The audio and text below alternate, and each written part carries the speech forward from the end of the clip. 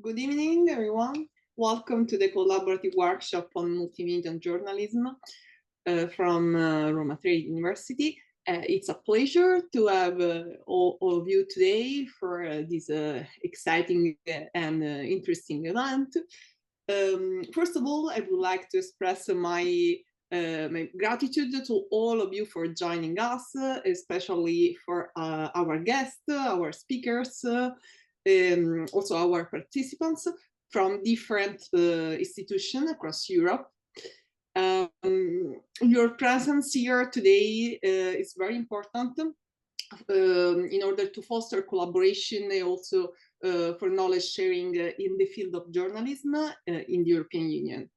And a special thanks to our speakers, Simone Cantarini from Reactive Italia, who will guide us to essential multimedia journalism techniques and the tools available to European journalists, and Alessia Peretti, also from Reactive Italia, who will provide insights into journalistic sources and key European topics.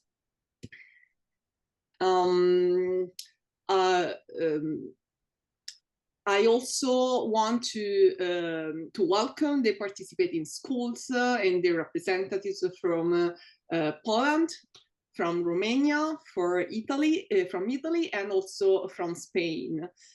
As you know, journalism today is more than just storytelling. It's about fact-checking, it's about accuracy, and also it's about adapting to new digital tools. With the rise of social media, with the rise of online platforms, and also with the rise of AI-driven content, the role of journalists has never been more crucial. So that's why this workshop is so important. It's so crucial because it allows us to reflect on these changes and equip also ourselves with the right skills to navigate the world of European news. So to support your learning, I've uploaded all the relevant materials into a shared Google Drive folder, which teachers can access and distribute to their students. This will allow everyone to review resources, to deepen their understanding, also prepare for the upcoming collaborative activities. In addition, I also will be sending out the composition of the working groups in the following days. These groups will bring students together to collaborate on writing articles, focusing on specific European topics. And this will be also an excellent opportunity to put into practice the techniques and insights shared during this workshop, in order also to foster teamwork and cross-cultural exchange. I encourage each of you to actively participate, ask questions, and exchange ideas, because this is an opportunity to learn, to discuss, and to grow together. Once again, thank you for being here. I now have the pleasure of officially opening the event and passing the floor to Simone Cantarini, who will introduce us to the techniques of multimedia journalism. Enjoy the workshop. Simone Cantarini, hello everyone. It's a great pleasure to see many young faces interested in the world of journalism. So today we are going to dive into European affairs journalism, and I share my screen in order to have a very brief presentation. Let's take an overview of modern journalism techniques and facts. As Francesca said, journalism isn't just about writing articles anymore. It's about telling stories that resonate with people using every tool we have. Imagine combining videos, photos, tweets, and even interactive charts to tell a single story. This is what modern journalism do. They create a rich, engaging experience that helps you understand the world better from multiple angles. But now there are evolution platform. Let's take a quick journey through time. Journalism started with the printed words in newspaper, no? Then it embraced the airways through radio and television, bringing news to life with sound and images. But the real game change has been internet.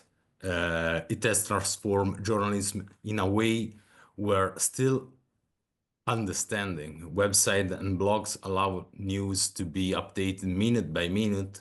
Then came social media, turning platforms like X, formerly Twitter, Instagram, and TikTok into newsroom. And a recent, very interesting Eurobarometer survey revealed that social media has overtaken TV as a main source of information for the youth, with 42% of young people citing social media as their primary source for political and social news, compared to 39% who still rely on television. This shift is more evident in the younger demographics, where Instagram and TikTok have become dominant news platforms.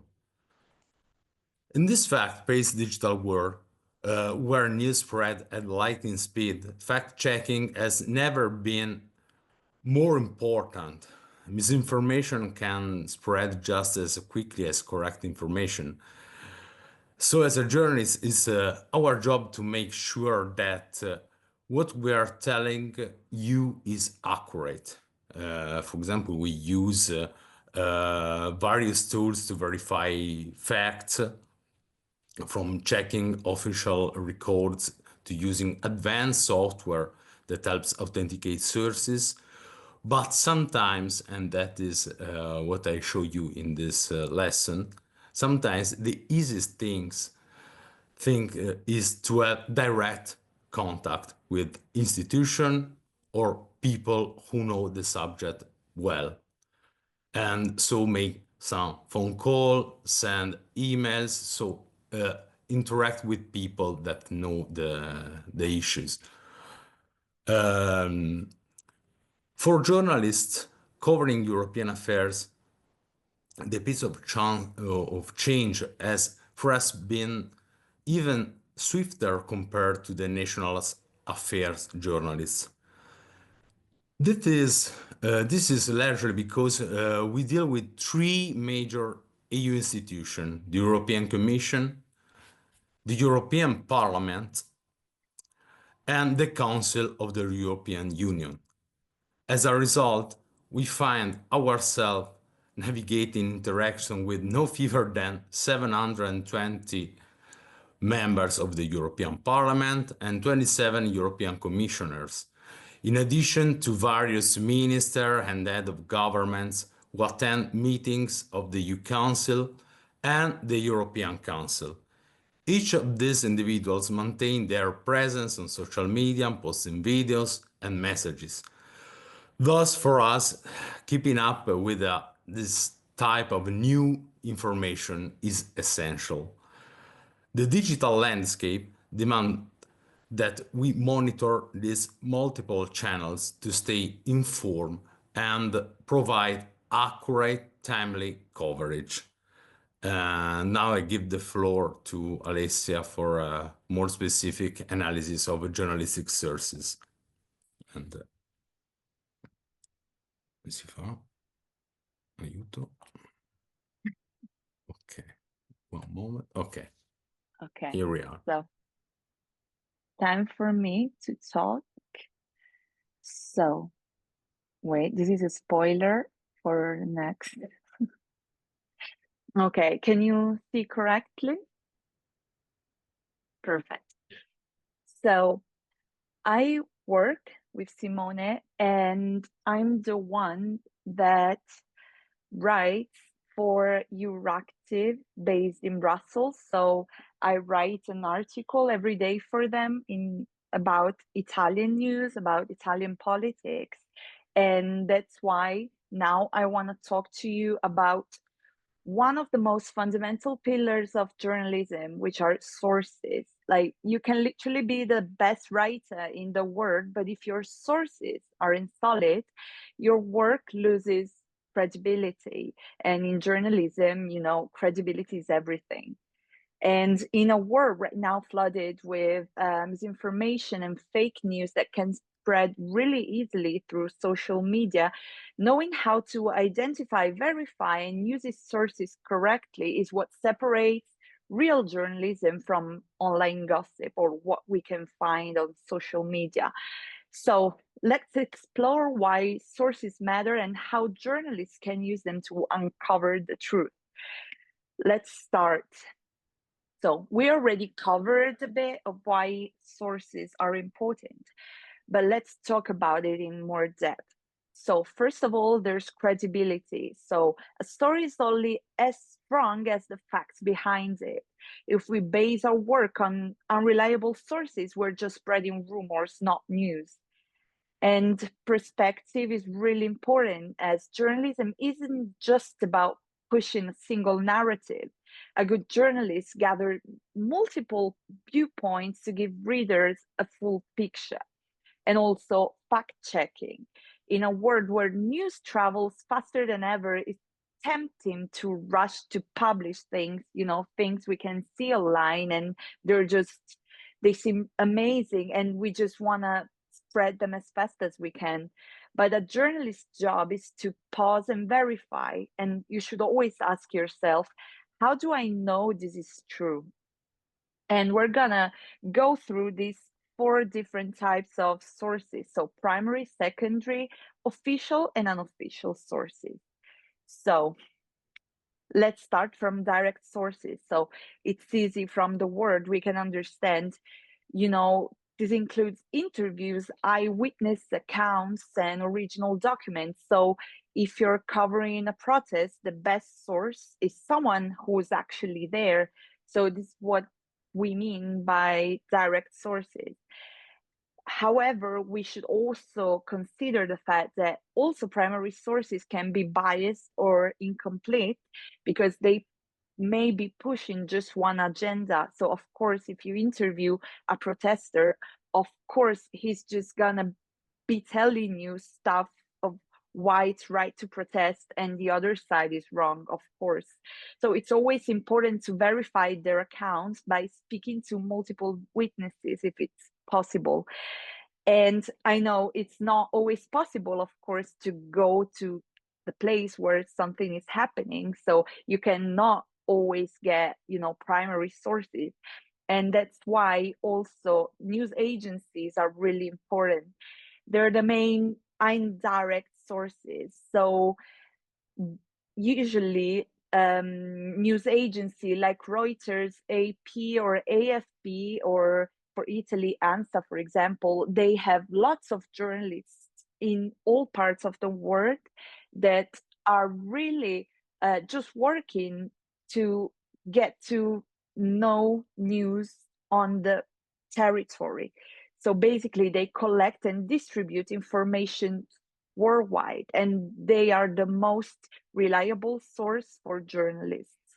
And so if you're covering an earthquake or a flooding or whatever in another country, you cannot be there, but you can use a Reuters report from on-site correspondents.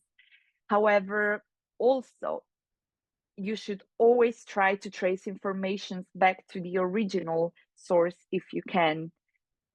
And let's talk about official sources. These are one of the most tricky.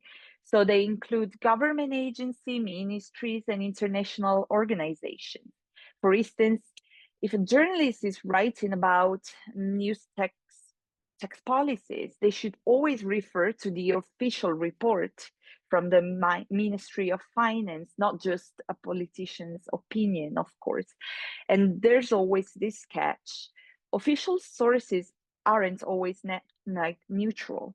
So every government filters information to control the narrative. So you must be able sometimes to read between the lines, and that's why it's really important not just to copy and paste a press release or anything from that to an article, because you're just pushing what the government, an organization, a corporate, like I don't know, like maybe like, as I said, Apple is launching a new product. Maybe they're saying it's amazing, but if you read, I don't know, the reviews of what people actually say, or someone that is focusing all his life and expertise on technology can tell you, no, I think the new product is not as good as they say.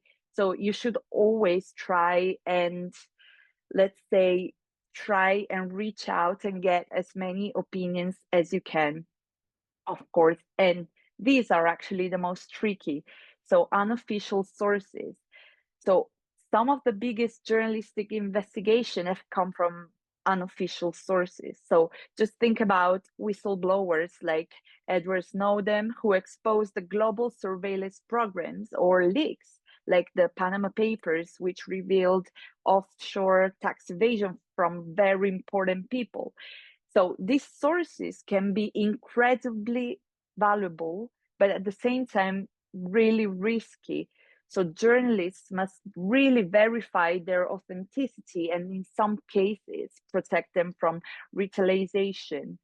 So I put this link as example to show you the Watergate scandal, and there's lots of, okay. So in the 1970s, an FBI official secretly provided key information to the Washington Post, and they exposed illegal activities and a cover-up by President Richard Nixon, which led to his resignation. Basically, a whistleblower brought to the only president to resign before the end of his mandate in the US. This is all thanks to a whistleblower. And of course, in this case, it was a right tip, and the journalists were really also like courageous and brave to, get in deep with that, even though it maybe because they were facing the president of the United States, maybe it was a risky thing to do, but they still did that.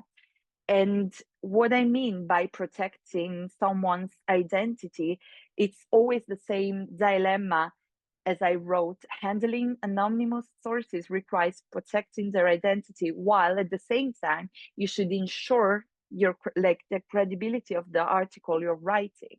So for over 30 years, his identity was a secret, and it was only known to the journalists that covered the case and a few others. That was to protect his identity from anyone that wanted him harm or anything. So that was revealed just in 2005. So for 30 years, it was a secret, and still it brought to one of the most important investigations ever. Oh, it's not working. Okay. And also digital sources. These are really important, and they're kind of mixed inside the other sources we talked about, because they put them a bit all together. So many news stories right now emerge from social medias like Twitter, Facebook, TikTok, Instagram. They provide real-time updates sometimes, but also pose dangers. That's the same thing as whistleblowers and all the other stuff I mentioned before. So during a protest, you might not be there, but you can find valuable information on social media, like on X, for example, or any social media that they just put the videos and the picture maybe of the protest going on, and that's a really valuable information, but at the same time really risky, because you cannot just blindly trust everything you see. And there's been like just last week a really interesting case for this picture. Okay, so basically So basically, someone on X posted this picture of the meeting between Netanyahu, Musk, and Trump, and major news agencies and newspapers, I can talk about Italy, for example, talked about the news that they met, and they put this picture as the main picture of the article. The only thing is that this picture was created from AI, and basically everyone just put this as a real picture. Like, we can see that it looks really like, you know, like realistic. It doesn't look fake if you look at it, but that's the difference between what should be journalism and just people, you know, sharing things on social media. But this time also real journalists, you know, fell into the trap and shared that as real. So you should be really careful with that, and you should use tools like a Google reverse image search to check if a photo is genuine or recycled from another event or AI generated like this one. I also wanted to show you an article I wrote that puts together some of the things that I talked about. So this is an article on the spyware scandal that is shaking Italy. And I put together some of the things that I talked about in this part. So that is to say, there's a fact, these spyware scandals and their size. Of course, I interviewed an MEP working, of course, at the European Parliament, and I got a news from him. And of course, this is just his side, the opposition side. So since the government wasn't answering, I wrote the government side, wait here. So I wrote that the only official responses came from an initial statement, and I linked the statement from the Italian government. So that's what you should always do. If you have sources, like, link them as much as you can. That gives credibility to your article. And also here I quoted ANSA, and you should always think that not all news are news. Some of them are just, you know, sources and not real news, like in this case. So there is just sources told ANSA, and you should be really careful, like writing that. So you shouldn't say, in this case, it's like Italy had suspended its contract. You shouldn't say, so Italy suspended its contract. You should say, as I did, news agency ANSA, citing intelligence sources, revealed that Italy. But you should always be careful to say, if it's not a news, but just a rumor or some sources, who said those things, you know, because you don't, if that is wrong, because it's not the news, it's just sources, it's not a real news until proven, you should always say who wrote that. Otherwise, you're liable for, you're the one saying something wrong, you know, that it's a really tricky thing to be careful about. So, and these are some of the tips I find in my daily work to verify sources, and I hope they will be really useful for you when you know, write and try to put in practice what we're talking about here. So you should always ask yourself key questions. Who is the source? Are they credible? Are there other confirmations? Is there concrete evidence? But also, does this source have a personal interest in spreading this information? This is really careful thing to think about. So if a source has a strong political or financial agenda, like in my article, of course, the MEP I quoted, of course, he has a side. I know that. That's why it's useful to write both sides, or if there's more, all sides. So you can use fact-checking tools like Snopes and PolitiFact. So here, for example, you can see nowadays online you can find all kinds of news, or people pretending to give news, and website like this one just try and fact check all the things people write about on social media. Like, I mean, you can read them.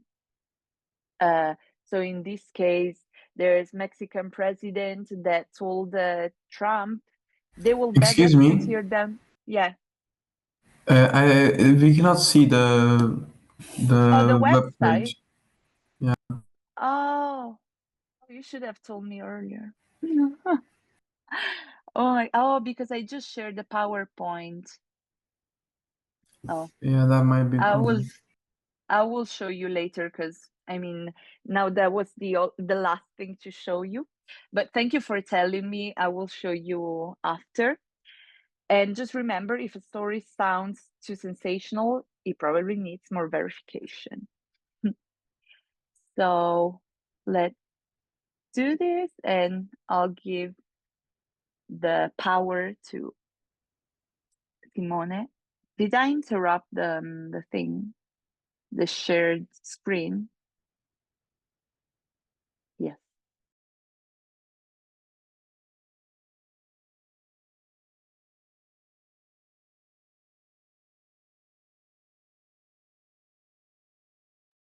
Simone, you're muted. I'm going quite rapid, but I'm trying to show you some tools available to European journalists and media EU. Because where can we start to follow European affairs and figure out what to write? Like in any creative job, you need two things: skills in technique and imagination. I think the second one is best than the first one, because imagination is very, very important. Now, what we could start to trying to find some idea. So first, we have news item and interesting fact, for example, you have read. In our job, institutional websites are very important because they provide a detailed overview of EU institution work. As you can see in the slide, this is the website of European Commission, where you can find press release and previews on topics that will be discussed. It's very, very useful site in order to have all the information for an article or to go in depth for some issues, for example. And come si fa andare avanti? No? Aiuto. No. One moment, please. Fai la freccetta adesso. La freccetta. Ah, sorry. Okay. And this is another essential institutional website. This is the European Parliament website, which is, I think, perhaps the richest and most interesting because is full of resources. You can see, for example, press statement about deal on new EU rules to reduce textile and food waste, and other kind of documents, and that about the work of European Parliament. Then I show you another website that is the site of EU Council. That is another important site where you can reach information or idea for writing an article. And another website is that this is the website of presidents of Council of the European Union, that's in this semester is led by Poland. And we could find also here other important information about the semester, about the policy, about all the discussion made by the European Council of the European Union. And then the last one. This is the site that I prefer because it's Eurostat. Eurostat is very important tools for us because there is very important data about the European Union. We have statistics, for example, about economics, about survey, like Eurobarometer, that is other tools for used by European Parliament to make survey. And Eurostat is the statistics agency of the European Union, and is very useful for to made an article, for example, very rich in data. Data is very important for journalism because add something more in for our article. An article without data, I think, is not so good. First of all, for example, for European policy. And I have another, no, this is another very interesting site. It is the DG, Directorate General, the so-called DGs. In Europe affairs, we have to manage a lot of sources, a lot of agencies, a lot of institutions, and the DGs is I think the institution that made the best work in Europe, because is act like our ministries, no? They are 37, and they have also in their sites, for example, a lot of documents and also contacts. This is the site of the DGs, the DG Agri, as you can see. And today, for example, Commissioner Hansen and Commissioner Fitto present the latest program about agriculture in Europe. So when you follow European affairs, we have to stay. You have to stay connected with all these tools to verify documents, to search something, and also to contact people. And now, sorry, one moment, I interrupt my condivision. Okay. Now, Alessia, maybe now you can present some key facts, and then I pass with a more interesting presentation. I speak a little bit more after Alessia.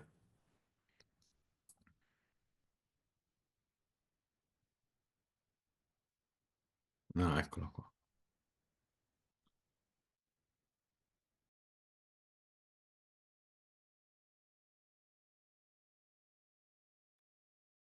Forgot to the audio. So I was saying that this is the fake picture, and I opened WhatsApp by mistake. That last week, news agencies and newspaper in Italy gave for certain and put in their articles, but this is a fake picture. So that is really important to always fact check, the news, because you have lots of responsibility. Like in this case, for example, that if you share fake news like they did in 2012, basically a fake tweet about an explosion at the White House temporarily caused a drop in the US stock market, and it was a fake news. Let's just think about the responsibilities that we have. Of course, they have an enormous effect, and in this case, it was like hackers that just went into the Reuters account and posted them. It's not a journalist's fault, but still, this is a really important thing to do. And lastly, because I couldn't show you earlier, I forgot, I want to show you this website, the fact-checking website that I put in the slide, where you can see that they basically track down all the media on the media posts on the internet, and also really important people, and they fact check them. They say if something is false or true. So these are the most reliable websites to check from, and I left them like linked in the slide. So no, it started from the top. So now we should dive in. It's still gonna be a really like a theoretical part, because we're gonna talk about the most important policy updates shaping the European Union. So we're talking about economic governance, security, defense, social rights, and the digital and green transition. Starting from the follow-ups on the Conference of the Future of Europe, we should remember that it was a massive effort to gather citizens' ideas on how to improve the EU. And that process led to 49 proposals and over 300 specific measures on issues like minimum wage, gender equality, and digital rights. And the follow-up involves EU institutions actively responding to citizens' recommendations across various sectors, including economy, social justice, and climate change. Key actions include initiative for, as I said, and as you can read them. One of the most significant development, though, is the European Parliament's push for treaty reform, aiming to like kind of break free from the unanimity rule, which often blocks the decision making in crucial areas like foreign affairs and defense, which means that everybody has to agree on something to promote it. And this proposal, however, is currently awaiting action by the European Council. And it matters because if approved, this reform would speed up EU decision making, allow it to act more efficiently and effectively and fast on global challenges. And we're seeing that right now we kind of need more like a faster approach on things. Talking about European security and defense policy, recent events have made it clear that Europe cannot rely solely on NATO for its defense. And that's why the EU introduced the strategic compass, that plan to kind of strengthen European military cooperation over the next decade. The main priorities are closer coordination between European armed forces, more investment in defense technology, and a stronger cybersecurity measure to counter digital threats. And there's also major debate happening right now. So should defense spending be excluded from EU budget rules? So some countries argue that military investments are essential and shouldn't count toward national debt limits. But on the other side, others worry that loosening the rules could create financial instability. So, and now the discussion is far from over. And talking about economic governance, shifting now to economy, the EU has strict rules in place to keep national budgets under control. So the Stability and Growth Pact limits government debt and deficits, ensuring like kind of financial discipline across the member states. But with COVID, the energy crisis, and the global uncertainties that we're seeing right now, many are questioning whether these rules still make sense. So for now, the recovery plan is still funding projects that drive digital transformation and green transition. But once that money runs out, the EU will need to decide, should it stick kind of to strict budget rules or allow more flexibility to support economic growth? Talking about, social issues, it's really important for the EU to build a stronger social model. So the European Pillar of Social Rights is designed to improve working conditions, promote equality, and ensure access to, of course, education and training. And by 2030, the EU has set really ambitious target, I think. So higher employment rates, reduced income inequality, and more investment in skill and learning, like lifelong learning. But the real challenge is now putting these policies into reality, like they are the ones from the green transition.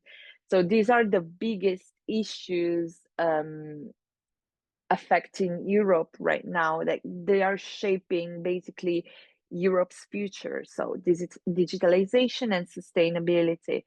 On the digital front, there's 2030 targets for faster, more accessible internet, improving digital skills for citizens, supporting innovation in AI and cybersecurity. They're kind of trying to develop right now. But talking about the green side, well, the Green Deal aims to make Europe the first climate neutral continent by 2050 by reducing CO2 emissions, ending the sale of new gasoline and diesel car by 2035, sorry. But however, not everyone's on board. Like we're seeing the right-wing politicians, for example, really trying to hinder these efforts and push for the contrary of a strict environmental regulations.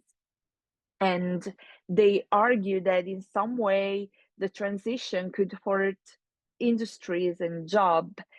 So right now, the Green Deal is facing increasing scrutiny, especially, as I said, from specific measures, like, for example, the end of production of combustion engine vehicles from 2035, for example.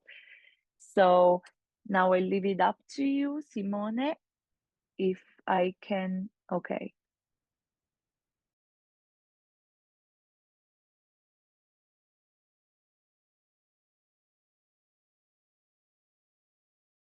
Okay, so I try to figure out some sites, interesting site, and I show you another. Okay, now one moment, schermo, PowerPoint. Okay. Okay, I show you only this, but it's important what I said. Now that we have introduced both media changes and main sources for information, let me show you some other useful tools for writing an article, in order also to make some fact checking for article. From my own experience in my job, I've seen various levels of transparency and freedom to move. And I have to admit that the opportunities available to journalists working in the European context are perhaps unique in the world, especially for someone like me who analyzed and reports on European institutions and the activities around them. As a European affairs journalist, the opportunity to interact with EU institution is really, really broad. For example, in Italy, it's quite difficult to have the chance to ask questions directly to the ministers and their spokesperson also, without going through a long process and obviously, sorry, having direct contacts. But in Europe is very, very different. Europe made transparency is one of these pillar. And even those who do not have permanent accreditation at the EU institution can still interact at various levels with the three institutions, or at least follow the proceedings on the EBS platform, that is the satellite EU broadcast, where stream broadcasts every day on the individual institutional website also, and where there are related also documents are also available. And I try to show you, maybe the best one is to show you the site. What there is, sorry. Okay. This is very interesting tools, because this is the list of commissions spokesperson services. Is very, very important, because as you can see, we have commissioner list by subject matter. No? Paola Pigno, for example, is the spokesperson of Ursula von der Leyen and the chief spokesperson of EU Commission. And you can see here is email, direct phone number, and mobile number, and also his office. And then we are the other spokesperson related by subject and matters. For example, Stefan de Kersmacher, that is Deputy Chief Commissioner, spokesperson. And then we can see here, for example, all the matter that spokesperson of the matter of the spokesperson, for example, cohesion, reforms, environment. And if you want to write an article of all of this kind of matter, if you want to verify some news, some rumors, you can write an email, or also, for example, because I try by myself, write a WhatsApp to the phone number, and then after 30 minutes, 1 hour, the spokesperson answer. So it's very, very quick, the process. For example, in Italy, is very long process, and sometimes also the spokesperson doesn't contest, doesn't answer. We have also, for example, this is I'll return to the presentation, to the slide. This is another very interesting tools, that is the online streaming EU meetings. Because, for example, if you want to follow also like normal citizen, you can go on the... I'm really sorry, we can't see the presentation.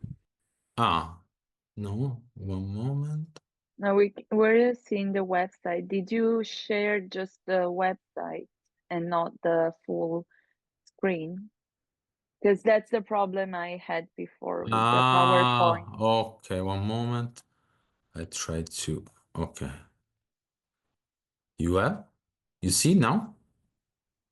Yes. Yeah. Okay. As I said, is an online streaming of EU meetings. And this is very important. It is the daily brief, press briefing from the European Commission. This is some example. As I said before, today there was the college readout of Commissioner Fitto and Commissioner Christoph Hansen about agriculture, and you can you can watch by yourself. Simple to, it's very simple. You have to go to this website. You can see. You can't make question because you are not journalists, because you need a specific accreditation, but you can follow all of these things because are free. And then other very useful tools, that is the midday briefing. The midday briefing is a dialogue with the journalists that every day at midday um, the European Commission do with journalists. And you could ask every kind of questions. For example, in Italy, I don't know in your countries how it is, but in Italy, it's very difficult to ask specific questions in the during press conference, because usually the spokesperson ask before the press briefing what question you want to do to the minister, or for example for other kind of function of officials, and then spokesperson decide if authorize you to ask question. And I think this is a very important form of transparency for EU institution, because shows to the other also European countries, for example, with some problem with press freedom, how to deal with journalists, no? Because our work is to make questions, to make investigation, and if we have, for example, institution that doesn't consent to ask questions, I think that press freedom is in real danger zone. And then I don't have the picture because it's a private company, but there are another all the remote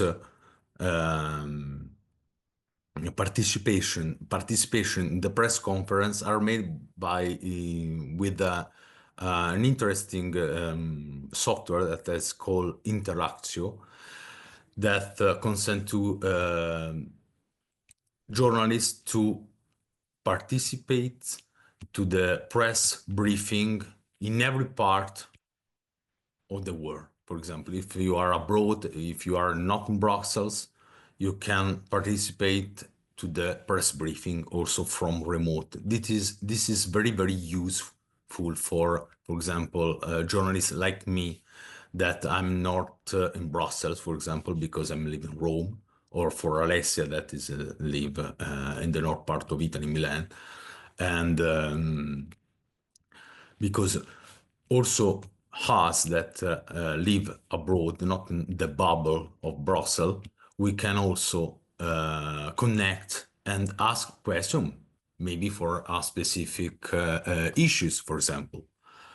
And then I introduced the problem of press freedom, no? That I think Alessia could show you. Moment. Okay.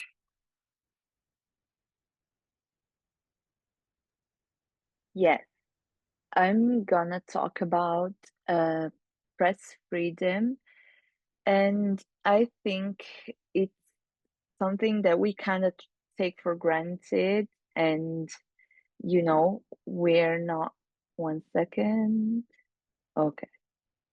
So I think we kind of take press freedom for granted because what the Reporters Without Borders report that they do this every year show, it's always a wake-up call, and we expect to have more freedom that we actually have. So we like to think of European Union as a beacon of democracy, a place where journalists can do their job without fear, where governments respect independent media, and where the truth can always come to light. But it's not always the case, and the job from the Reporters Without Borders is really important. So as I wanted to open the website because it's really like user friendly as well. I'm full of banners, but anyway, you can see they're divided by colors, and there's the link in the PowerPoint, so you will be able to see it. But in any case, it's really like easy to access.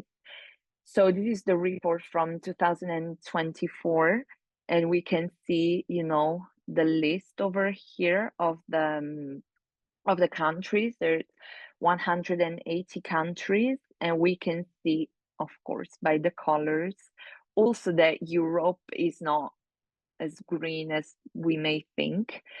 So, you know, it's really interesting to check this website. For me, you can just click on a place and it just gives you a short, you know, overview where, you know, it is right now in the it's 14th place, so it should be really good. But it also show you the comparison from previous years, and you know, if it decreased or not. It's a real important and interesting thing to see, and we'll see some cases later. We can see no journalists killed, thank God, you know, and all the recent articles about journalists in Canada in this case. So they kind of rate the countries based on 5 key factors. So there's political context. So do governments respect journalism, just journalistic independence, or do they interfere? There's economic environment. So can media outlets survive without pressure from powerful financial interests? Social cultural landscapes. So are journalists free from threats, or do they face public hostility? Fourth place, there's legal frameworks. So there's laws that protect press freedom or not. And journalism safety, as we saw, for example, with the murders. Of course, not in all countries there's actual murders, but still, like, can reporters do their work without fear of violence or harassment? And there's the thing, while Europe has some of the world's freest media environment, no country is immune to pressure, censorship, oh my God, or attacks on journalists. So as you probably saw on the website earlier, the top performers in the EU are Norway, Denmark, and Sweden. They're the top 3 places all around the world. So they're the best in Europe and in the world. They lead, and they continue to lead the global ranking. So they have solid legal protection for journalists and a political culture that supports media independence. For example, in Norway, the Journalists Association has successfully advocated for stricter laws that protect reporters from surveillance and harassment. So it made it one of the safest countries for journalists in the world. However, also these high-ranking nations have seen a decline in their political context scores. So this is partly due to growing concerns about government influence on media, particularly in terms of political communication. So this reflects a broader trend across Europe. It's not just about those three countries, where also like even the most democratic countries are grappling with pressures on media independence. So now we're gonna talk about the worst. I wanna ask you who you're guessing, you know, but I cannot really talk to you in an easy manner. So the worst performers in the EU are, oh, I forgot. Okay, so Greece, Hungary, and Malta. So Greece is the, you know, it's at 88th place out of 180. We saw that before. So here, journalists are facing threats, violence, and disturbing lack of transparency in media ownership. So who owns the biggest media? And also the 2021 murder of investigative journalist, I don't know if I pronounce it correctly, but Karayvat is a reminder, his death, of course, of the risk that reporters face. Hungary has really dismantled independent media under Viktor Orban's leadership. So investigative reporters have been sidelined and state-controlled media dominated the landscape. So they just pushed the government propaganda.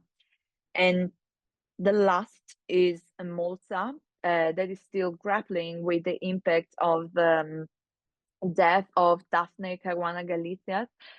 She was murdered in 2017. And while on one side there have been efforts to deliver justice, the environment for investigative journalism still remains hostile. I prepared one slide for the countries where you guys are from, but I didn't know there were people from Romania, so we're gonna see Romania from the website, because I heard earlier that there's people from Romania, right? I heard it, but we're gonna start from. Yes, we are. Okay, so I'm sorry I didn't see that, but we're gonna see Romania on the website. So let's start from Spain. So Spain ranks 30th. So it's a good place compared to the other ones we're gonna see, but it's not like a really smooth sailing.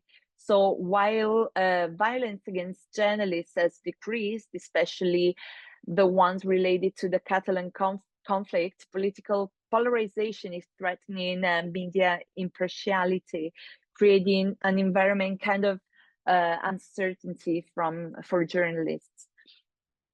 So there's actually ongoing concerns about laws that could potentially restrict freedom of expression. And of course, all the things that I'm saying are not things that I think they are things that the Reporters Without Borders wrote in their report. And so there's stricter laws for defamation and privacy, and these kind of laws can be used to intimidate reporters. And of course, about threats and intimidation, there's not physical violence, like real physical violence. It has decreased, but on the other side, verbal threats and intimidations are still common there, especially when journalists report on sensitive topics such as corruption or government policies. And another thing is access to information. So in certain cases, bureaucratic barriers and a lack of transparency are kind of hinder journalistic access to public information that is actually the opposite from what Simone was telling you earlier about the transparency, that you can contact people in the EU, the spokespeople, you know, from the different commissioner, from the president of the commission. In other countries, like in this case of Spain, you know, the transparency is not as good. Talking about Poland, it ranks 47th out of 180 countries. So it's a slight decline from previous years. And the main thing is that Poland has seen a deterioration in press freedom in recent years. It's largely due, what they say, according to the policies to the of the previous Law and Justice Party that was ruling in Poland. And now legislative reforms and state control over the media have raised international concerns about freedom of expression and the plurality of information. And also a thing that, you know, worries them is the fact that the government had implemented measures that limit media independence. So including pressuring state broadcasters to align with the government's political line, basically. And this has also led to an increased concentration of media ownership in the hands of government-aligned groups, of course. And as in the case with Spain, they face less physical threats, but on the other side, they face legal threats. So, you know, there's cases of intimidation, harassment, especially against Spain, reporters covering sensitive topics. Talking about Italy, it's one step above Poland, so it's 46. But the important thing to notice here is that it's fallen 5 spots just in 1 year. So it's a big drop in just 1 year to consider. And Reporters Without Border really noticed that in their in their report. So what's happening? It's a mix of problems. So it's facing challenges in terms of press freedom, mainly because of the pressures from organized crime, they write, but also political interference and attempts to monopolize media ownership. So, you know, they face threats from organized crime, particularly in the south of Italy, and also from small extremist groups.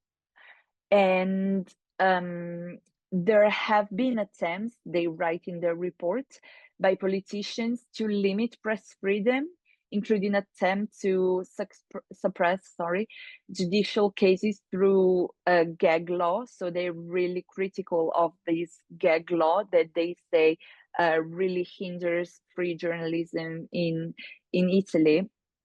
So they say that political interference in the media is on the rise, and especially for the fact that a member of the ruling coalition is attempting to acquire the country, like Italy's second largest news agency, AGI. And this raised concerns about media concentration and the fact that, you know, it went to right-wing politician that also has different newspapers in Italy. So I want to talk about Romania. Sorry, guys, I don't have the slide. Wait. Here. Let's go back to Euro. Oh, God. Here.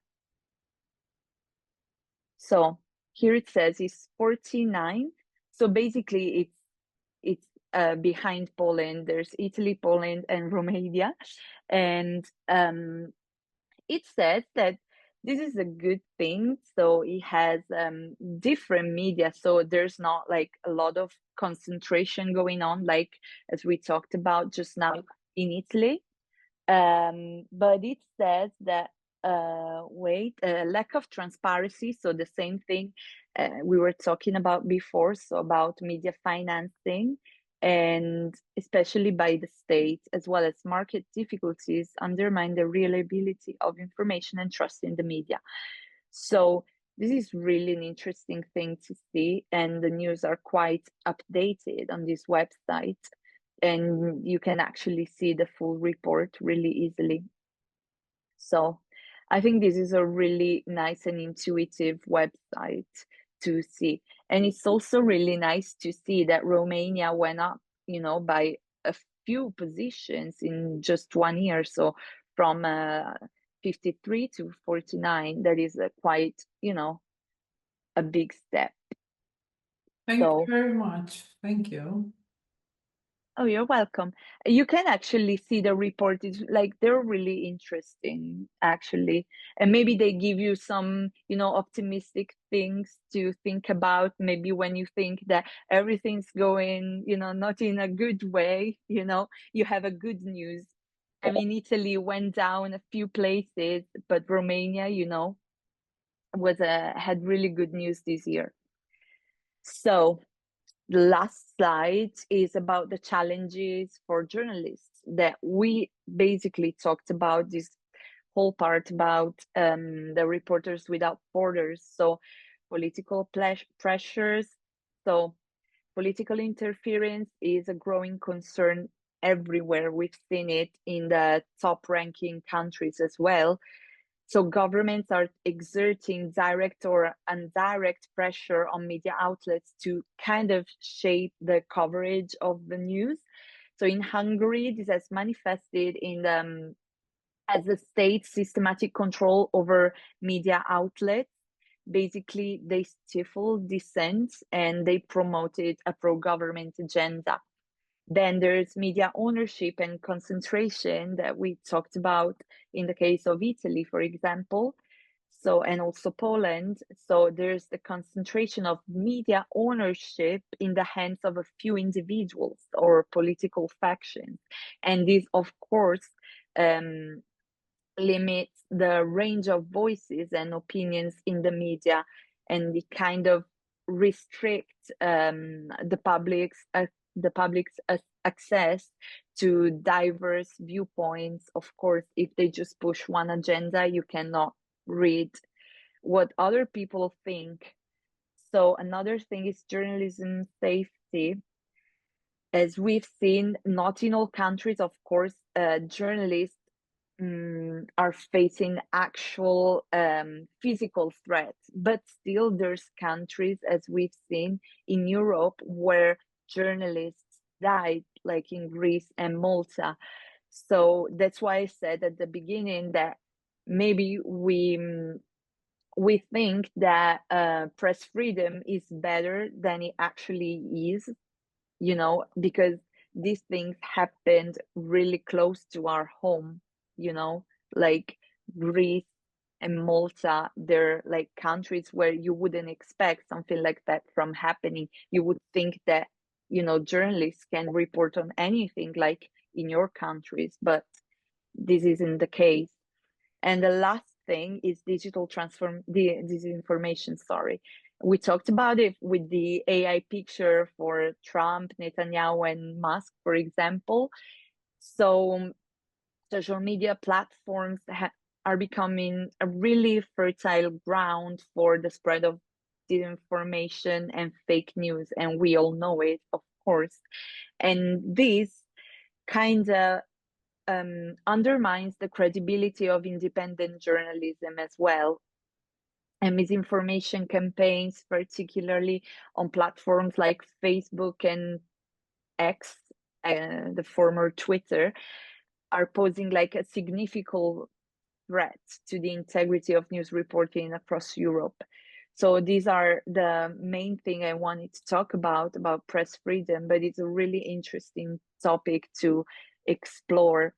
And Simone, if you wanna add anything on this, For example, I make some example about our work, but I think also something we could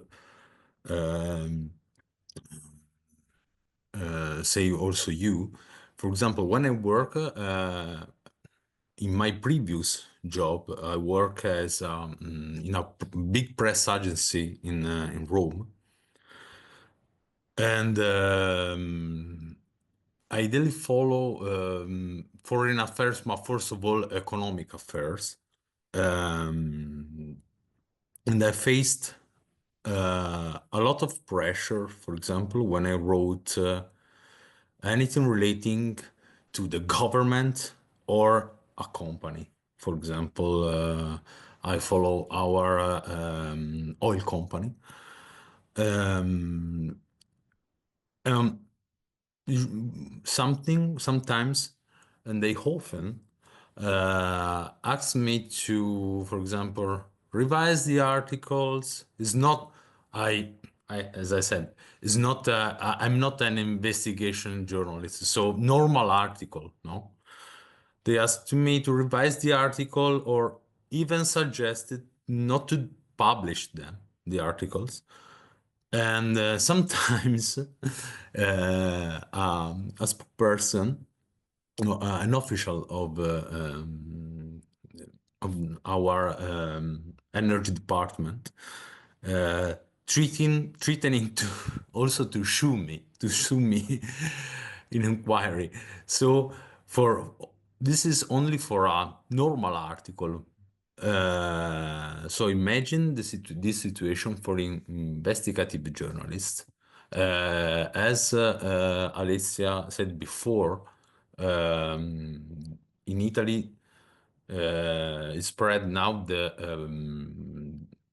news about the Paragon software. I think 2 or 3 journalists, I don't remember, Ceccato and who? The Cancellato. Cancellato, non Ceccato, sorry. Ceccato No, is the other ones are NGOs.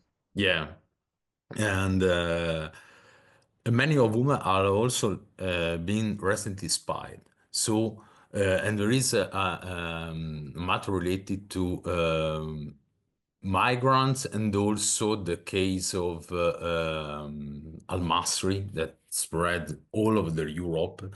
This is a Libyan general that is substance a migrant smuggler in the and CPI court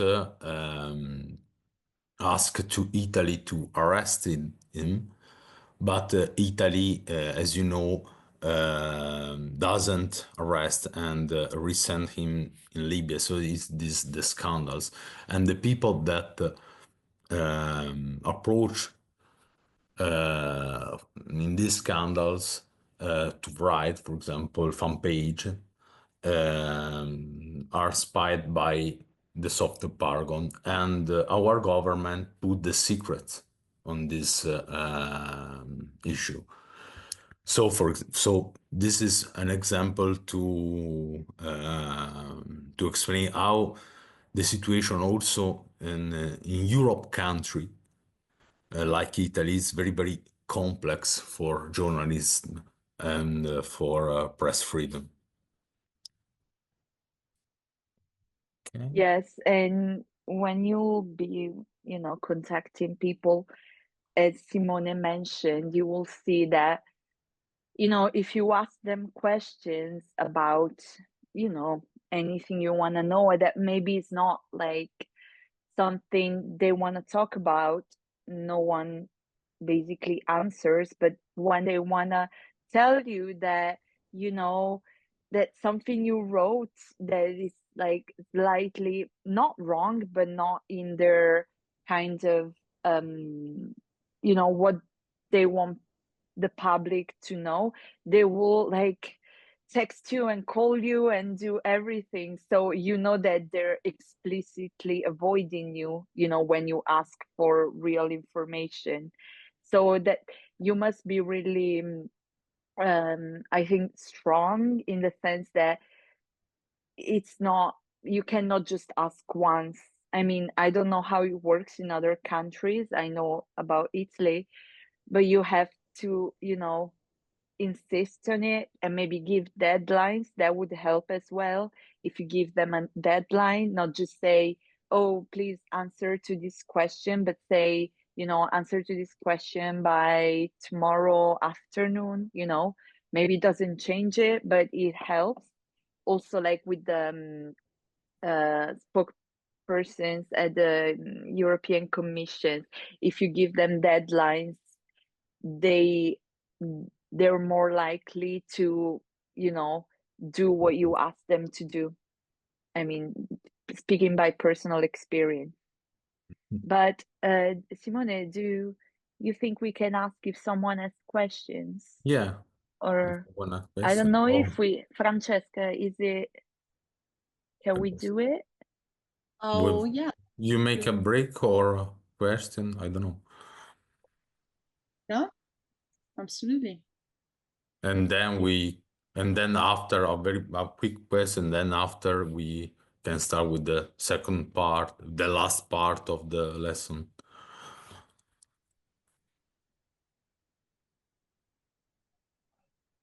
I mean, Simo, So- there's just one small part. Don't be shy. Lawrence, do you have a question? So, guys, No, not really, not this time. okay. Anything. Okay, maybe Simone, Alessia, you can go on. If there are questions, we can put in the chat. Okay. Simo, you wanna? Yeah, I go ahead and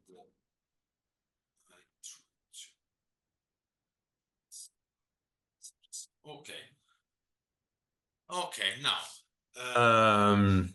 One moment, I share my screen. You see something? Okay. Yes. Okay. So my presentation is very, very poor. Alicia made a very, very impressive job. My presentation is very, very basic. So I ask for an excuse.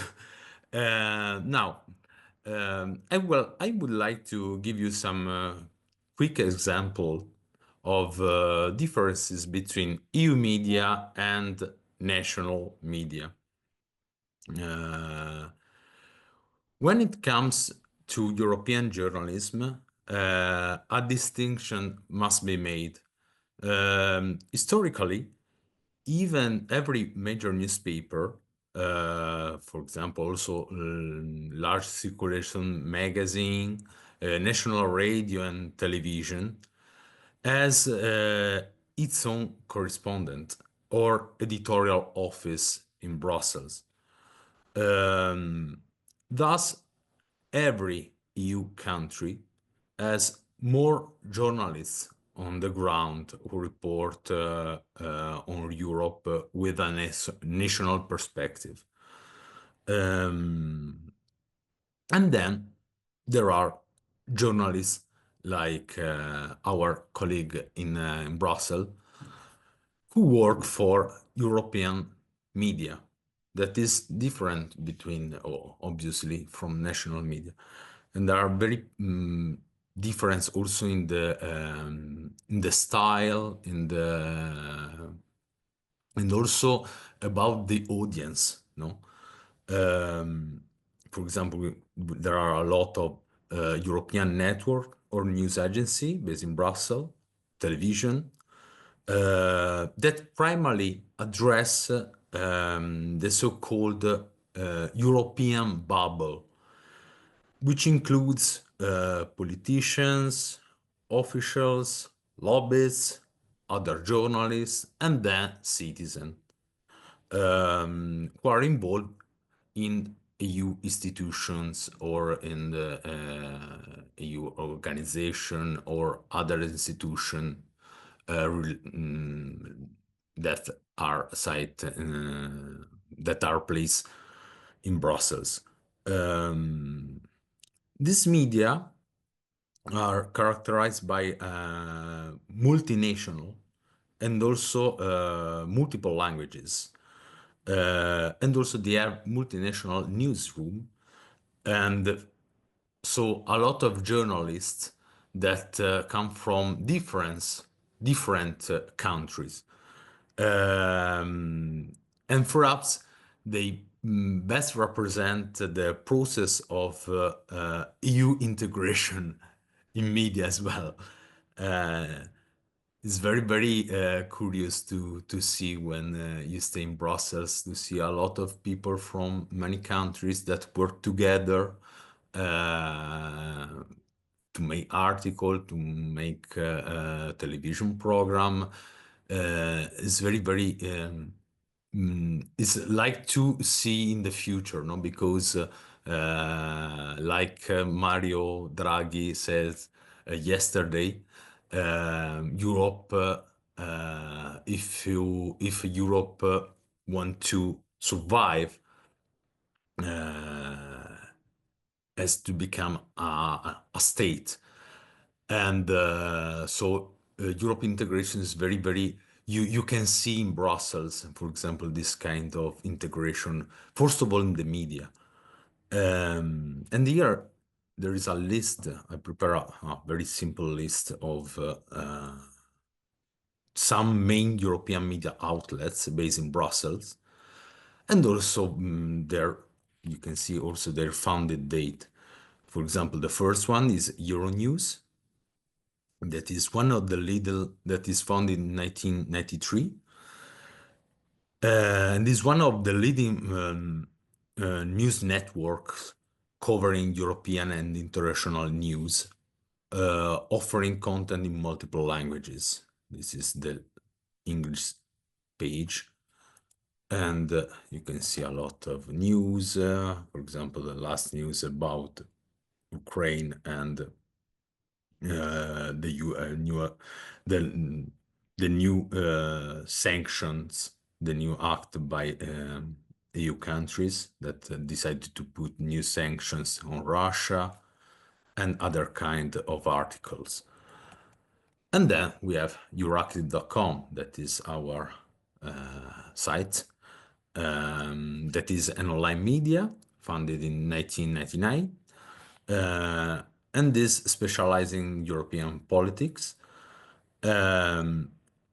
Euractiv focuses primarily on EU-related topics. You could find not a lot, not many news, but a lot of very interesting articles about policies, about specific topics.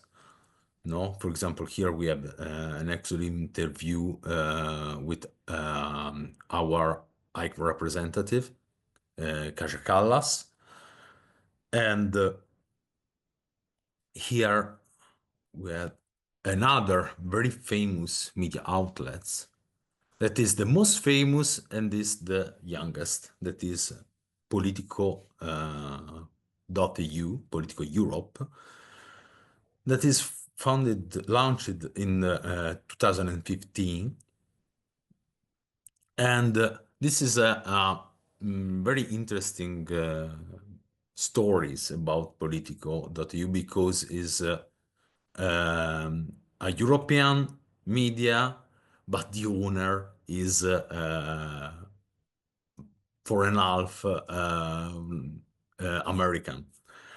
In fact, Politico is an American United States organization.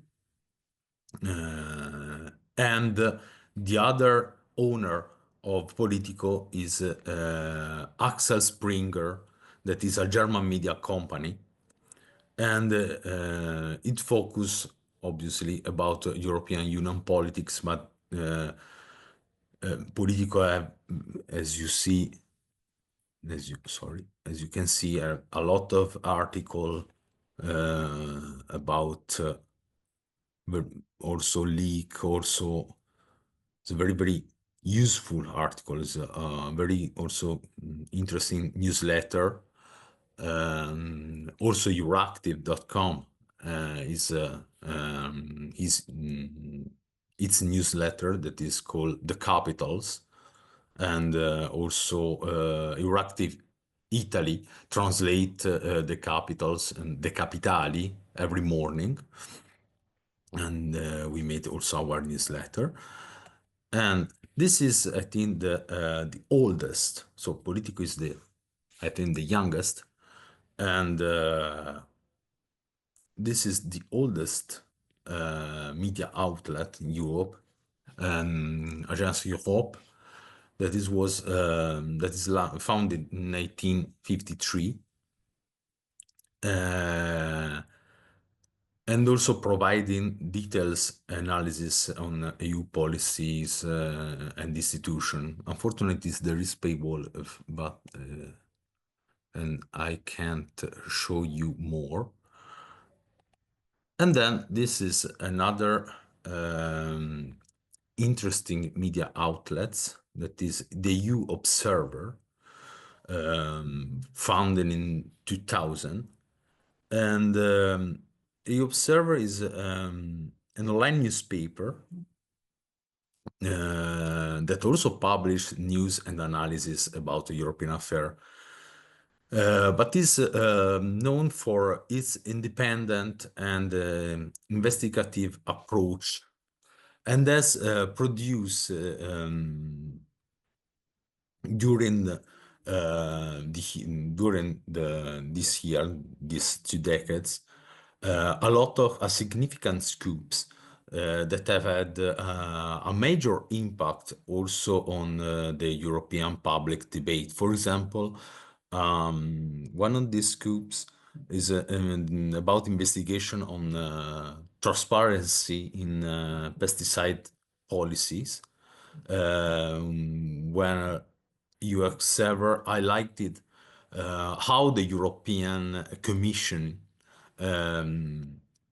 denied access to documents that would reveal the position of some member states on pesticide regulation, despite a court ruling favoring transparency. So there is a lot of these scoops.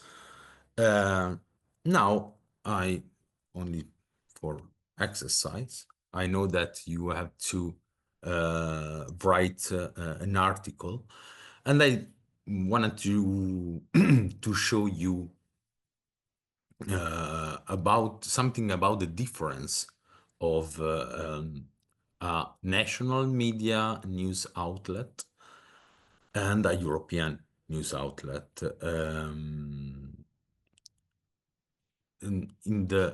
On the left, you can see an article from one of Italy's major newspaper, that is La Repubblica. And this is an article about some recent statements made by the EU President Ursula von der Leyen with respect to the tariff policies imposed by Donald Trump and the increase in European defense spending. As you can see, most of all, they don't know Italian, but as you can see, the newspaper, this article has a very long headline, no? And the correspondent, it is a very important correspondent from Brussels, choose to write to include, sorry, a lead that is this first part of the article. The lead is the part of the article where you have to include the most important information that you want to explain to the audience, to the readers, no? And this is particular because the journalist decided to make this lead very, very rich of information, direct quotes. But this approach that is typical in Italy, but I think also in other national media outlets, makes article not only long, because I don't have the link, but the article is very, very, very long. So the journalists write all the speech of Ursula von der Leyen with some other information, but is first of all the speech with not a particular angles, despite the headlines. The headline is very, very challenging to read, no, for people that doesn't know, that don't know nothing, for example, about Europe. And then on the right side, we can see an article made by our media's news outlet in Brussels, by our colleague Aurélie Pugnet. As you can see, the title with is the same speech, the same topic. As you can see, the title is very much shorter, no? Very straight to the point. Von der Leyen pitches flexibility in EU deficit rules for defense. And also, as you can see, the text is very very short, very with point, no, very, very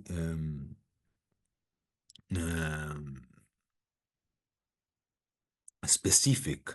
Is not the speech of Ursula von der Leyen. And there are also, for example, here in the Italian article, you can see a lot of quotes made by Ursula von der Leyen. And here, this is, okay, the lead of the articles is only 3 lines. Here, I think 1, 2, 3, 4, 5, 6, 7, 8, 9 lines of leads. Huge. And you can see how many European media, I think usually all European media outlet that publish articles, so writing, so articles, media outlet opt for an approach based on specific thing to explore, even in regards to a single speech, for example. In fact, in this case, the angles is the defense angle, no? So this is one of an example that I want to share with you. And I don't know if Alicia have something to add. Yes, I Please. wanted to add that I really hate what they do in Italian news, and I don't know if it happens in other national news, like for example, the one you showed. Basically, that they write von der Leyen and then the quote, but it's not her real quote. It's just their rewriting of the quote. So it was like 5 different sentences put together in a quote, but just by rephrasing the quote, it means that it's not a quote, because a quote has to be the literal things she said. So I don't know why they do that. And I don't know if they do that in other countries like Romania, Poland, and Spain. But, you know, now I just want to show you some examples of articles, and feel free to interrupt me if you have any kind of questions, actually. So, because I know it's difficult to have questions, especially when we talk about such different things. But if some questions come out, you know, while I show you these articles and talk about how to do like how I did these articles, which of course I'm not the, you know, the one you should follow blindly, but I just wanted to show you some of the things we talked about today. And also Simone, if you wanna pitch in and just add things, you know, to what I say. So this article is basically based on what Italian Prime Minister Meloni said after she got the news from Frontex that the crossings from Northern Africa went down by a lot, you know, by 38, you know, the ones coming to basically the route that migrants follow to come to Italy. She used it as a propagandistic news to say it's all thanks to me and my work, my government. So that is what I was telling you earlier. If you just write an article based on what Giorgia Meloni said, you know, it's biased. You're just basically being repeating what she says. You're basically, you could be her spokesperson basically, because you just rewrite the things that she says without any critical, you know, viewpoint. So that's why, since she said this, I interviewed the general director of this NGO, so it's SOS Mediterranea Italia, and she said actually the opposite, so that the data should not make her celebrate, but the opposite, because the reason why she got those data, like those good numbers, is because she suppressed human rights. So she funded more the Libyan Coast Guard, you know, and she just gives an alternative viewpoint to what Meloni said. And this should be done like in the other way around as well, you know, both ways. So it doesn't mean that the NGO director is right. It's just you as a journalist don't care about right or wrong. You just present the evidence because you're not an editorialist. You're not saying what you think. You know, you just show facts, and people that read it, you know, depending on their values, on what they think, you know, what they believe in, just try and get as much information as they can, and maybe can change their mind or help them, you know, strengthen their views.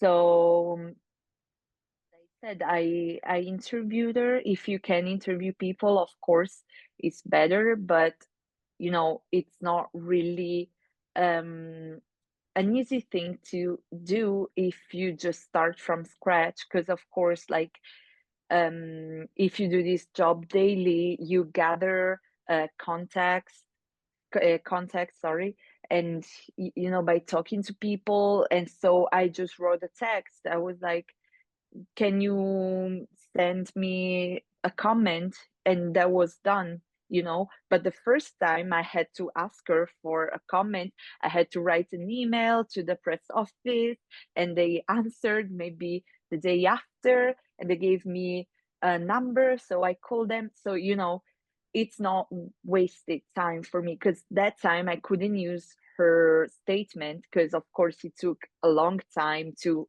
you know, get in touch with her. But the other time I needed her, you know, I had her contact ready.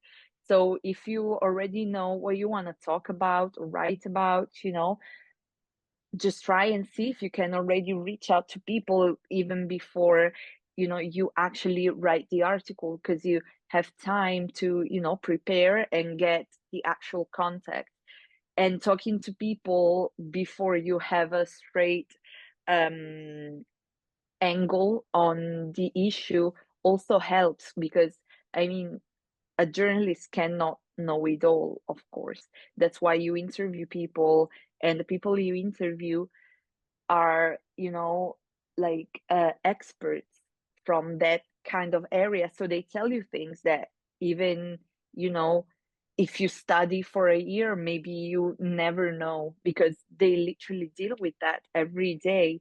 So that's why it's always better for me to interview people, because if you just read statement and you copy and paste them, maybe you don't do anything new. But if you talk to people, maybe they give you some insights that other people, you know, don't know. Like, for example, in this other article, I interviewed, wait, yes, David Yambio, who is a spokesperson for refugees in Libya, and he talked about his experience in a Libyan prison and like before the Italian and European Parliament.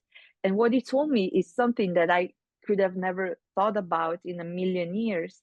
So he was also targeted by a spyware attack, and he was telling me basically that, of course, that is a huge breakdown in the rule of law, but what he said is really interesting for me. So he said, it starts with me as a migrant who has no voice, no legal ground to stand against them. But then he moves to Italian sea rescue workers that were later spied on by this software, then to journalists. And then he said, so oppressive regimes, you know, in Africa are basically manifesting in Europe, albeit in a much fancier and bureaucratic way. So it's not as explicit as in Africa. So that is something that I could have never added to my article, because, you know, I would have never thought of that. But he gave me this new kind of idea to add, which is really like, as a European, as an Italian, I would have never thought about this issue from someone that doesn't come from our, you know, like our countries. So yeah, that's what he said. I see no different from the regime I escaped. Of course, he pushes an agenda, and you cannot say that what he says is completely right, but at the same time, it gives you a really interesting viewpoint, and that's what you should do by interviewing both sides, as I said, or more sides if there's more than two. And in this article, I wasn't able to get a comment from the government, because they don't talk about this issue, but you have to say it. And so that's what I was trying to show you in the first part of the slide. So you just say that you try to reach them, that many people try to reach them, but they don't comment on it. You should say it, because I also write what they said in the few occasions that they had to say what they had to say on this issue. So I reported what they say, and linked the statement to the government's website, from to have total transparency on the issue and get more credibility. Of course, it's always better to add as many links as you can. And the same thing, I don't know, Simone, do you have anything to add to this article in particular? No, but yeah, no, no, but I have to add something more. For example, for some tools, my tools about because I think that having questions is the about something is the most important part of the job, I think, no? As you so my suggestion is to don't be satisfied if that I know that you have to write an article. Don't be satisfied with just reading an article or for example reading a documents or a press release. but try to delve deeper, no? Like Alessia, to the topic with people, for example, who know more. And that's why I want to show you. Oh, wait, I need to stop. Sorry. Okay, bye. Okay. I show you a list of one more. Okay. You see, I think, yeah. A list of think tank because of the main European think tanks where you can get deeper insights. Also, if you make your article, that is a draft for this course, and if you want to do a very interesting article, like a real article for a news outlet, you have here the list of this think tank where you can get also contacts, no? Also, you better understand the subjects and but first of all, you have contact. You could now I don't have, maybe I can show you something. One moment. I try to open the page. Ok, Dice che devi fare You need to. CWEUPress e link. vabbè. Sorry, I said it in No, Italian. vabbè. If you click on it, it tells you what you have to do. Ok. Vai. Okay. This is, I think that this is the European Parliament think tank. It's very, We very. cannot see it. You cannot see it. Okay, no, I'll bother. Vabbè, no problem. The first one, I introduced only the first one and the second one. The first one is the European Parliamentary Research Service. That is the think tank of the European Parliament. It's very, very useful. The second one is the Bruegel. Is the I think tank specialized in economics, focusing on economic and policy. And from Bruegel, there is a lot of analysis, very, very useful, very, very also talkative for you. That I think that if you send them an email, they answer. They'll answer you, and this for me is and now I'm the last suggestion. If you want to write an article, I think that the best way is to write with the so-called, I don't introduce at the beginning, but now in the final statement, the so-called W's rule: who, what, when, where, and why. Because this is the more important rule for writing an article, but for all one, for example, also for a script, also for everything related to media and to journalism. And but the most important part of job is question and reach people. So this is why I show you this list of interesting think tank. So I think we could finish, no, because there are. I think they're shy and they don't have any questions, Yeah. but if you do, say it now. Francesca. Francesca? Okay. Sorry for It's not taking almost a break. finished. Okay, thank you. Sorry for not taking a break, but this way we managed to finish a little early. So before we conclude, I would like to thank everyone for your participation and engagement. And a special thanks, obviously, to our professional journalists, Simone and Alessia.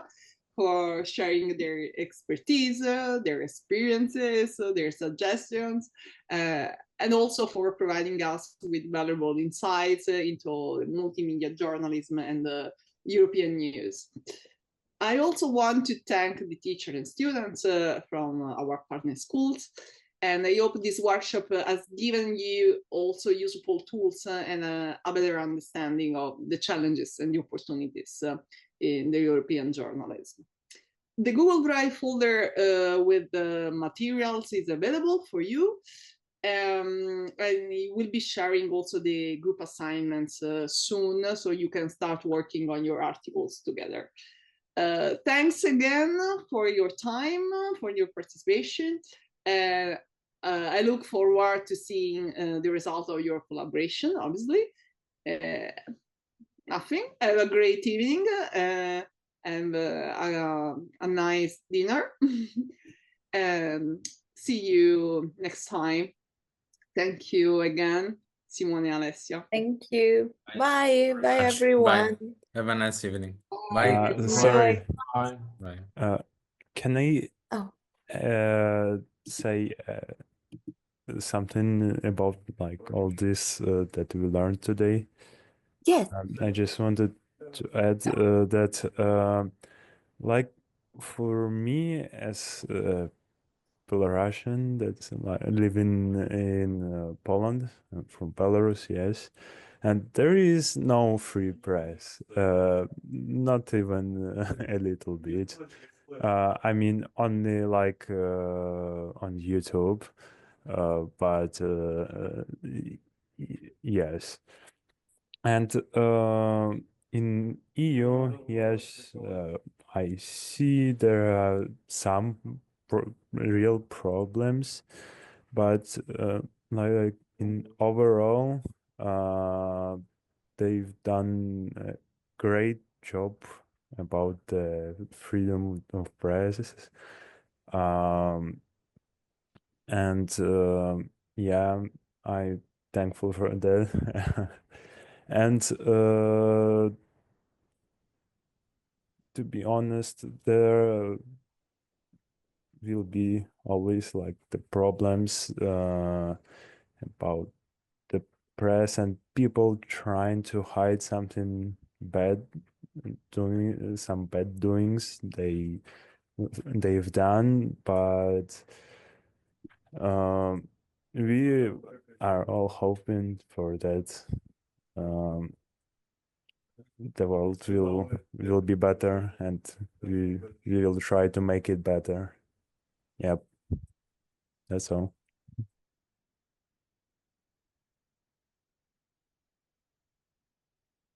Thank you, Alexander.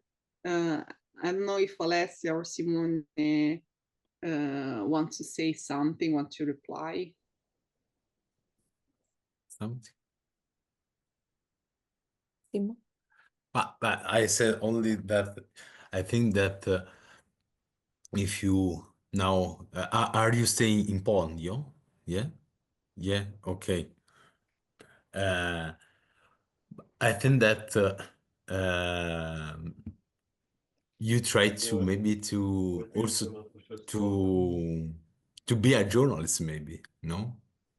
And write about your countries, no? The problem of your countries, for example. And this is, I think, the first step for no,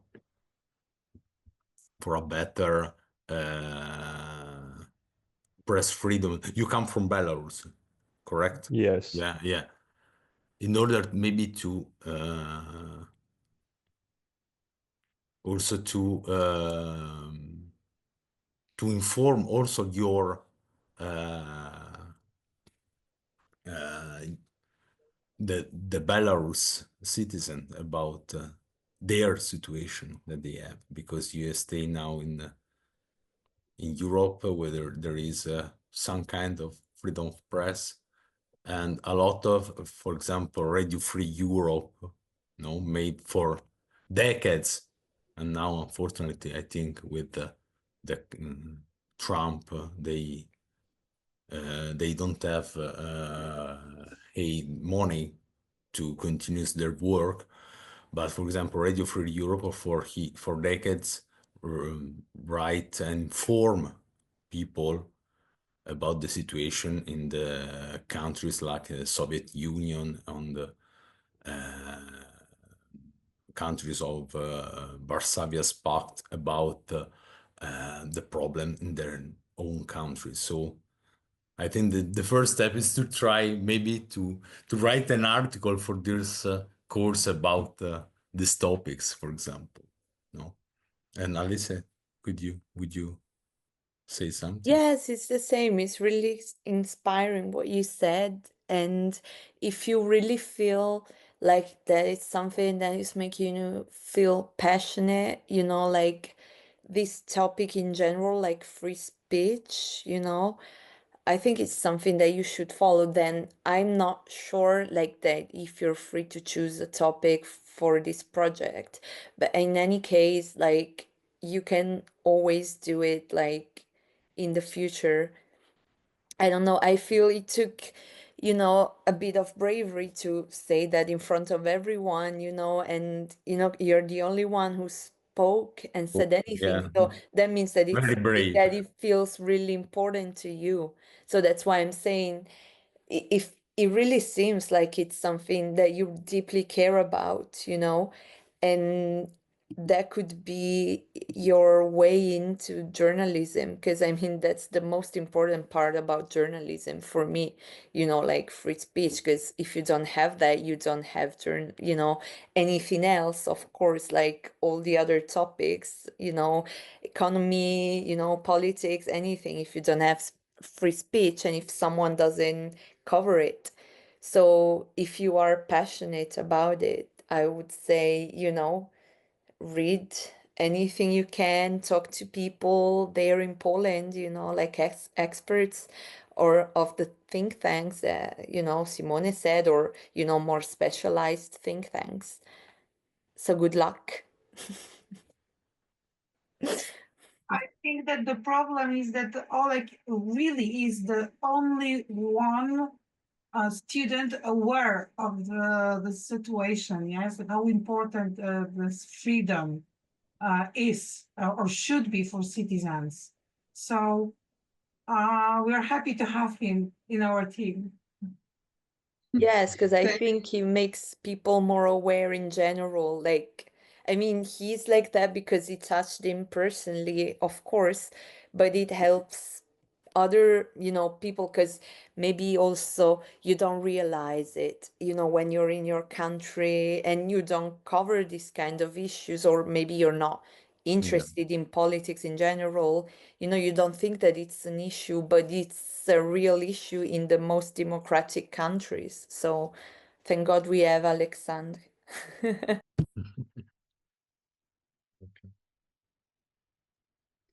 Anyone else? Okay. So Alexander, you're the only brave. Okay. So thank you guys again for joining this event, and hope to see you soon, Simone and Alessio, maybe for other meeting. I don't know. Yeah, You are sure. welcome. You are welcome to our project. So thank you. Thank you very much. Have a good Bye. evening, everyone. Bye. Bye. Good evening.